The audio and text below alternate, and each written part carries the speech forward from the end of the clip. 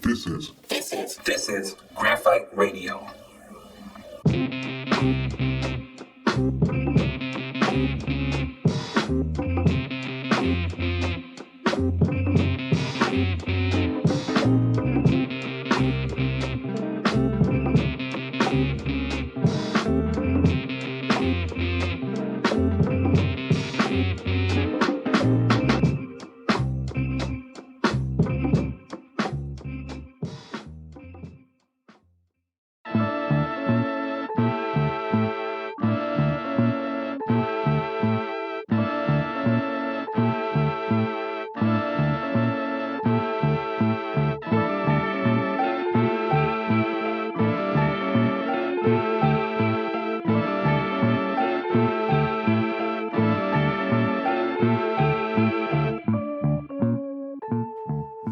What's good, peeps? I'm your conductor instructor, Adrian Franks, aka AD Frank. Want to welcome you to Graphite Radio Show, episode 3. Yeah, I know it's the third week of January. It's a new year, new ideas, new opportunities. I hope you guys are doing well. I know we're kind of entering this new phase of existence, and we're gonna be fine. So again, welcome to the show. We're gonna have fun. It's gonna be a great journey, and we're just gonna go out here and we're just gonna build. We're not gonna let anything get in our way, and we're just gonna be the best we can be with who we can be. Let's jump right in. Last episode, I updated you guys on what we were doing at Graphite in terms of the website and some of the other platforms. As you guys know, we're part of the Caffeine Pod Network, and got a couple other different pods on the same network. But I want to just let you guys know that the site is currently up. It's been up for a while. We also are gonna start adding certain things to it, like ways to find us outside of social. Social is in this weird state, and we can get into that later on in the pod. But I just want to make sure I create things that I can connect with you guys directly, and that's usually through emails or some type of newsletters or what we call CRM. Also, I'm actually going to do something that's kind of like throwback, right? It's the thing that we started these self-publishing journeys about, I guess, 15, 20 years ago. Yeah, I'm bringing back my blog, right? I was talking with my wife, Nicole, and she mentioned something about this idea of bylines and blogs. We kind of got to get back to that, right? We can no longer just give all our just creative capital to these platforms either we don't own or obviously we don't control. So why not go back to the things that we used to control, which was blogging. I remember my first blog was dubbed, Blogger, right? I think it eventually got bought by Google, but it was a ton of different blogging platforms in the early 2000s, and I think it was something cool about that, right? It was kind of like Tumblr, and it was Blogger, and it was I can't remember some of the others, how old I'm getting. But yeah, those platforms were really cool because it just allowed for you to express yourself freely.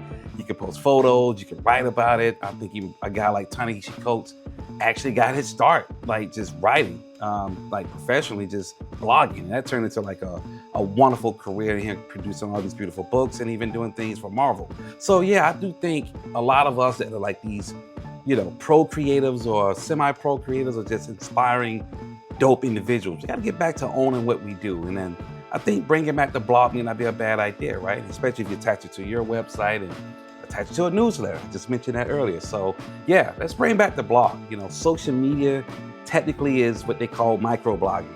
It became social media. So let's go back to some things that we own. So again, we'll be bringing back the blog. We'll be rolling out the newsletters in the coming weeks. So definitely stay tuned for that.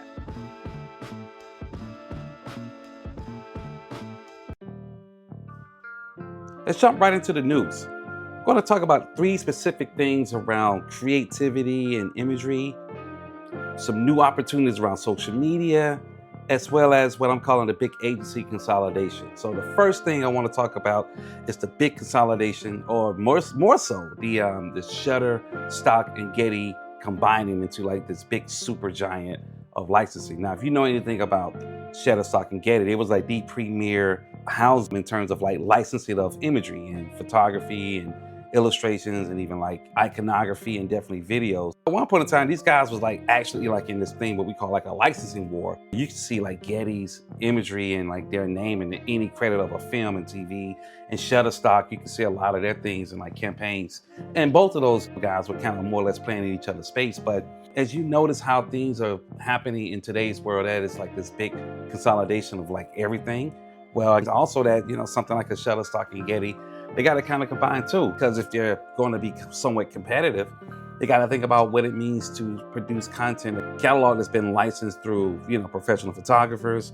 I guess you guys want to call them content creators of today. I still call them, pros, right? Photographers, illustrators, or just videographers, or overall just these beautiful people who made just great content, right?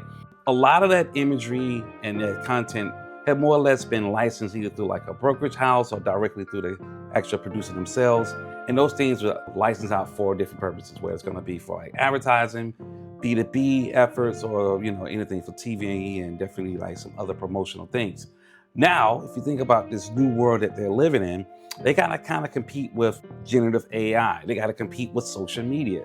You could argue that generative AI probably put the nail in the coffin, but what really gave both of these platforms a run for the money was the democratization of creativity itself through the phone, especially with social media. iPhone came out in 2007. Everybody all of a sudden now had a really decent kind of camera in your pocket, right? But what made it powerful is that that camera became attached to the internet, and then it also became attached to social media. We won't name the big one that's out there, but early days, it was like Hipstamatic, and I forgot the one. I think it was called Flickr, right? Yeah, it was Flickr. So those platforms allow people to like upload imagery and share with the people. So then came along social media, Friendsters, to what used to be, I guess, cool Facebook. But even Facebook kind of started a little fringy by judging people's, women's faces, but we won't go there. Then it was Hipstamatic. Then it became Instagram. Instagram, I think, is what really unleashed the democratic power of content creation as we know it today. Shutterstock and Getty, they were kind of like the OGs, right? And it was like a couple other ones too. It was like Corbis. It was like, oh man, I used to know all these off the top of my head now. I guess it's been so long since I've had to use stock photography. I just can't remember them. And by the way, stock used to be one of those things that you had to actually look through a catalog and order it on a phone to actually get that image. So they'll send you some CDs, you kind of download a comp of it, client like it, you get the high res sent to you in some kind of downloadable link or a CD, and that's what it was. But in today's world, that's definitely changing. These two platforms are now trying to see how can they really engage designers, how can they engage marketers, even content enthusiasts. But you want to look at the reason why they're actually combining. They got to stay competitive. They can't beat the tech companies. They can't beat the different ways to generate an image from the different large language models or, these AI bots, right? So, yeah, I think that might not be a bad move for these guys. Fortunately, there's going to be a lot of layoffs. But I do think for those who are still working for those companies, the best thing to do is they can just try to pivot. Learn these tools, learn these new AI tools, shoot better content, right? Or maybe go work for a smaller licensing company that really does this very well. So that's my take, Shutterstock and Getty. Let's chat about Fanbase. More so, let's specifically talk about Fanbase, maybe Spill, a couple other platforms that now can more or less capitalize on opportunity from the backlash of people not really liking a lot of the policy changes coming out of Meta. Now, if you're following everything on social, right? Fanbase, owned by Isaac Hayes III, son of Isaac Hayes II, the beautiful musician from way back when. Love his music. Long story short, this guy got a chance to give people reason to kind of join Fanbase, not just because they've been around, they're alternative to Instagram and a lot of the social platforms, but more so it's this idea that you can actually own a part of Fanbase. Now they're doing like this big campaign that are more or less getting people to kind of go and donate, I think like $399, and you kind of become like a part owner of the platform, which I actually think is something kind of cool to that, bro. This idea that, hey, you can be on a platform that you can build culturally with your ideas and your content, but also with your dollars.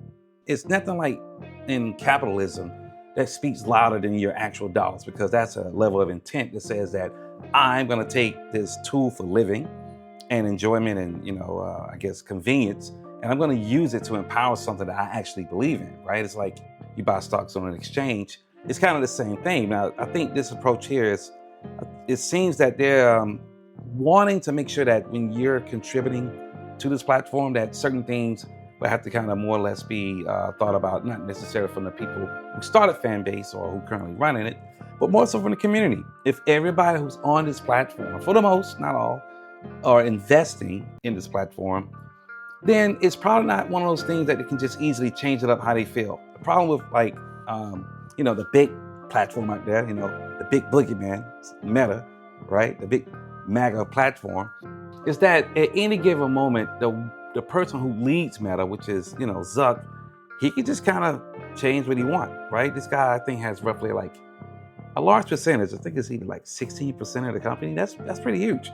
So, his voice is going to ring loud and far. And this is a publicly traded company, but he owns a lot of the stocks. And he's basically only going to look out for the interests of the stockholders. So if you take Fanbase, same thing. If everybody or most of the people on this platform is now owning something on the platform and have invested in it, then I think that's their approach too. But it's going to be something that for a lot of people who are just not really feeling what's going on with Meta, they can feel like they can go to a space that feels somewhat safe, if not a little bit outright safe, I guess, and feel like they have some control over it. I think that's like the bigger approach here. And it seemed like their fundraising efforts have been kind of paying off. They raised roughly like $7+ million, right? So I think that's pretty big, right? Especially for like an independently owned startup. And I guess I really can't call it a startup, but nonetheless, they are independent and they are driving this culture of creativity and this idea of digital independence. So go check out Fanbase. I'm gonna throw him a plug. I don't know the guy. I actually used the app. Got a lot of my content over there. Just got some kind of way, maybe Graphite should have its own page. I think I'm gonna do that, especially since we need to kind of create more creative communities on platforms that we own, right? So check it out. Last in the news, let's talk about the big agency consolidation. Now, I talked about this a while ago. If you think about the holding companies, right? It's a lot of them, but there's 4 of them, right? It's Omnicom, it's Publicis, it's IPG, and it's WPP.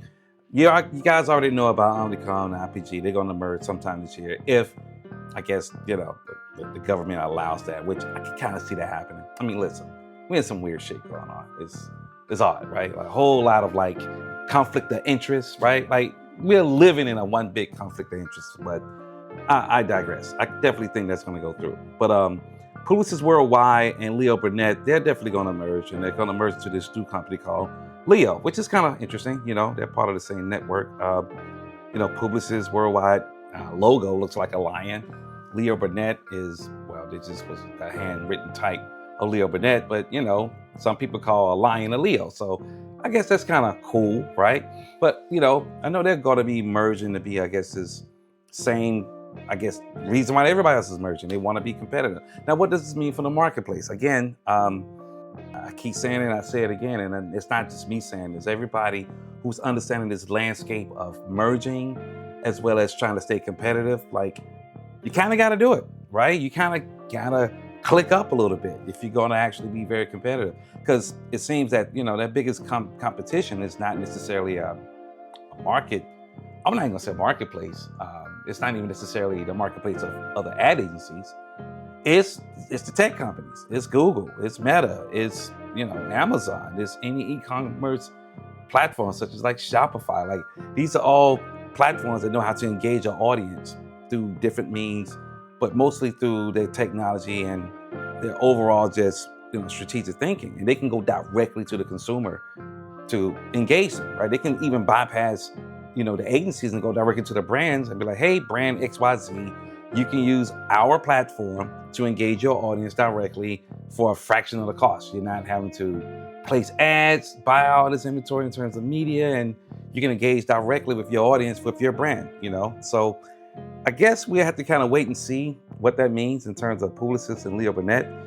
Especially Leo Burnett was this traditional agency that did a lot of storytelling through campaigns and ads, and Publicis Worldwide, more or less the same, but they had some kind of digital chops. But again, we have to just kind of wait and see where this merger is going to go. Now, I tell all my people again, if you're working in this respected field or those agencies, learn how to pivot. This is the time to pivot. This is the time to learn something new. Learn somebody else's job. Learn your job better. Go learn something about CRM. Learn how to understand briefs or write briefs better, right? Definitely learn every aspect of AI. They got a ton of courses on YouTube and even things you can take it for free from certain institutions of higher learning, or even online courses with Masterclass and Coursera, so this is the perfect time to actually disrupt yourself before you get disrupted. So, the great big pivot. Consolidation is the word of the year. So I won't be shocked if I start hearing more and more of these agencies definitely combining. I think before I left WPP, I'm not even named agency. Yeah, I'm a little petty, so I won't name them for a couple different reasons. I kind of did some foul things, but whatever. They were starting to merge with another digital-minded agency, and it kind of happened oddly on my day off. I kind of feel like Craig from Friday. You kind of get fired on your day off. I didn't get fired, but every time I take a day off, odd, weird things happen at my job. So there you go. Leo Burnett, Publicis Worldwide merger.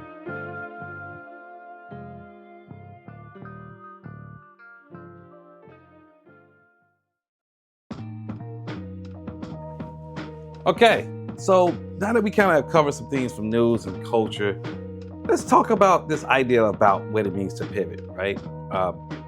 It is 2025, as you guys know, and a lot of things have already just kind of kicked off. We got a new administration, we got new laws that have been signed and kind of got to get approved and see how it plays out, right? But, we got a lot of things that's going on in the world in general, right? And, obviously, most people, biggest angst is going to be around personal goals, life aspirations, job focus, keeping the job, finding a new job.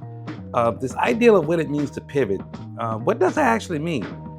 I know for me, pivoting for, the 30 years of my career in general, I've always had this idea of embracing the unknown, right? And I think embracing the unknown, it kind of freed me up. I can't really speak for anybody else, but if you do embrace what it means to just, you don't really know what's going to happen, but you kind of know you got to do it. A lot of times that does free you mentally. It can possibly free you spiritually. It definitely can free you just creatively, right? A lot of times you just can't control certain variables. You can't control what happens at a job in terms of sometimes them losing market share. Sometimes you just can't control what happens in society, right? You can go cast your vote. You cannot vote. You can vote for the wrong candidate or the right candidate, and things still just won't go exactly the way you see it, right? When it comes down to overall pivoting, I think definitely embracing that unknown, finding joy is a great one, right? What are some things you're doing outside of what you do currently at your job is always a great thing. Going back to the unknown,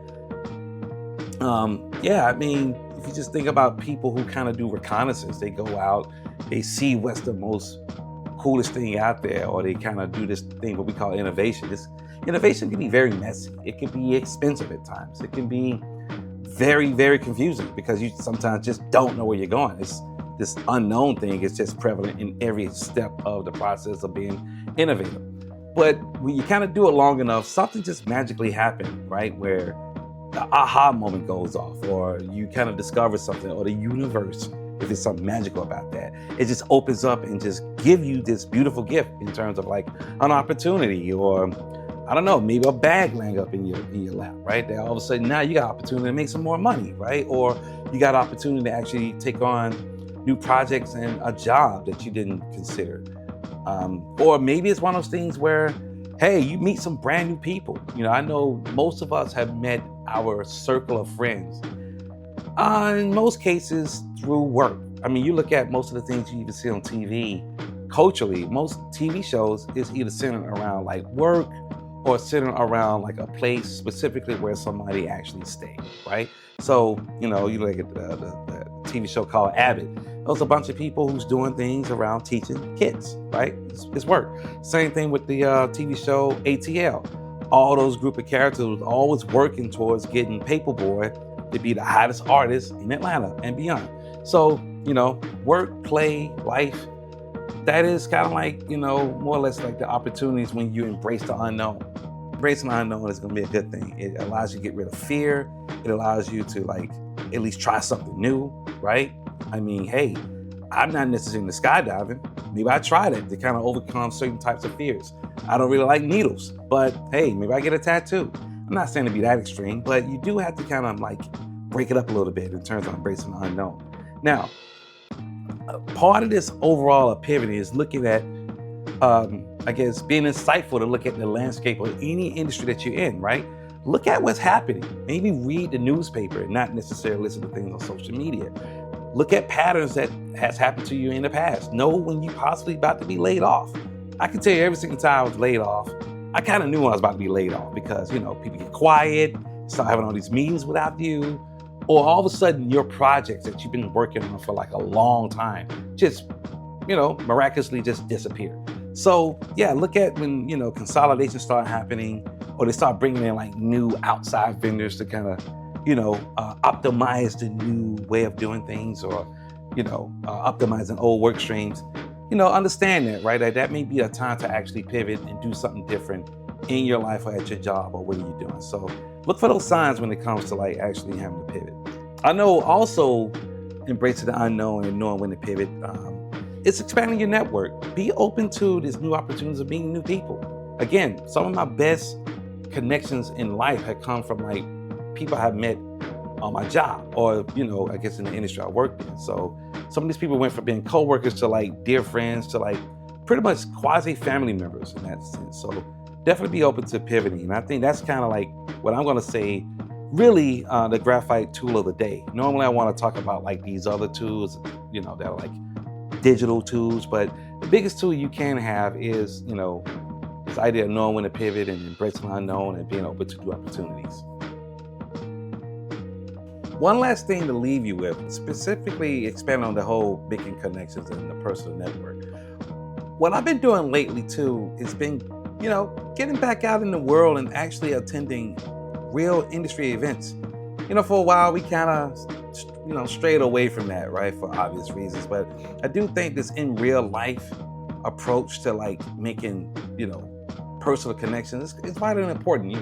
Humans, we're a social animal. We need to be around other humans sometimes to just kind of validate what's going on, or just more or less have a chin check, or just to be human, right? You can't be human just by yourself. So, building these relationships and attending industry events, it keeps you kind of ahead of a lot of things, right? Whether it's going to be creativity, the newest techs, and the new kind of things coming out in tech, or new processes or methods. I do think attending industry events, whether they're kind of these big events or something that's a little bit more intimate, is key, right? I've noticed that's why I mostly dwell. I get a lot of ideas from just meeting people and hearing new ideas that, I never thought about, or just hearing it from another perspective. So again, get out there, attend some events, and definitely just connect, right? Just go be human,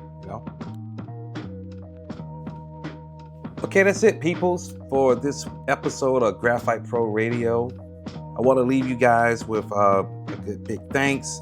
Definitely, if you can, spread the word, right? I'm still building this platform to be beautiful, but I need more people. And I've noticed every time I post, my numbers actually double. So get more people to more people to subscribe, more people to actually just share. So those three actions are vitally important to kind of grow this platform. And, I'd be much appreciative if you subscribe, and share Graphite Pro. Tell all your peoples about the other shows on caffeine as well. So, we out here just building, and we appreciate everything you guys do. We appreciate your attention and your time. As always, stay cool, stay creative, be human. Peace out, guys. Holla. You've been tuned into Graphite Radio, where creativity meets culture. Part of the Caffeine Audio Network and proudly distributed by Pepper Labs. Thanks for joining us on this journey of ideas, art, and innovation. Be sure to subscribe and stay connected for more stories that shape the world we create. Until next time, keep sketching your vision into reality.